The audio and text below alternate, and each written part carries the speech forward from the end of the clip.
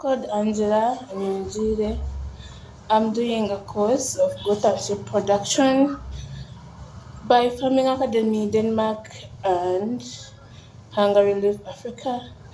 And in that course, we have so far covered 20 lectures on sheep production. It has been an interesting discussion, or series of discussions, where in the general sense of feeling was a more commercialized and organized sheep production system compared to the common way of keeping sheep, which is more laissez-faire. And in this training, we have learned quite a couple of things, but what stood out for me was the nutrition, assessing the food, determining how much the food has, does it have the right nutrients, and if not, how can you supplement or mix to make sure that you get the right ration for your sheep. And then we went ahead to see the different demands a sheep requires in the different stages of production. For example, a sheep that is about to lamb has different requirements than a sheep that is in a dry off period where there are no requirements. Another point that stood out for me was the parasite management. How do you manage parasites in a farm?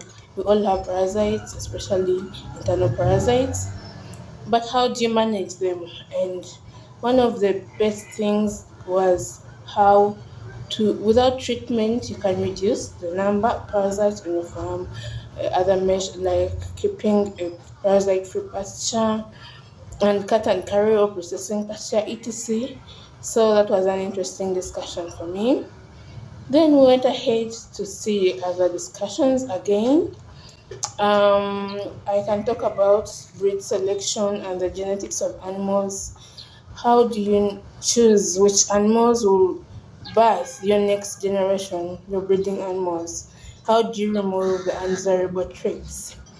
And then those traits that we want in our animals, when we have selected them, are they heritable? Are they something that is passed on through generations, or are they a consequence of management?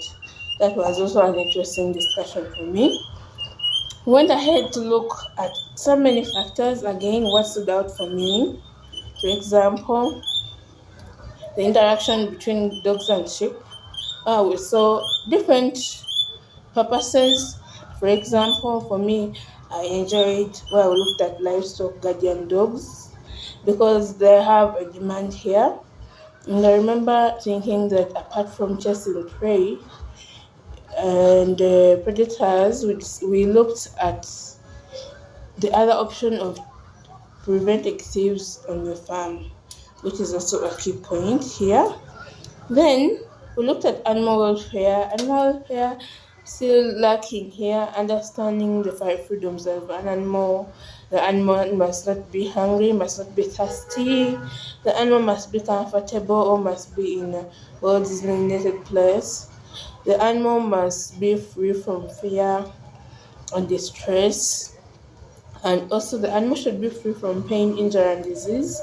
How far do we care for those 5 freedoms and the animals in our care? And then about slaughtering, how we should have slaughters which are pain-free for the animals. That was a very interesting discussion for me. Then, and finally, we looked at the production year, a new concept here, because sheep mate throughout the whole year, from January maybe to even December, but their production year is organized, and there is even a synchronized breeding. So you find that when you have a synchronized breeding, you know when to expect what to happen and how to plan for that. Thank you for listening to me. This is still Angela from Southwestern Uganda. Glad to be here again.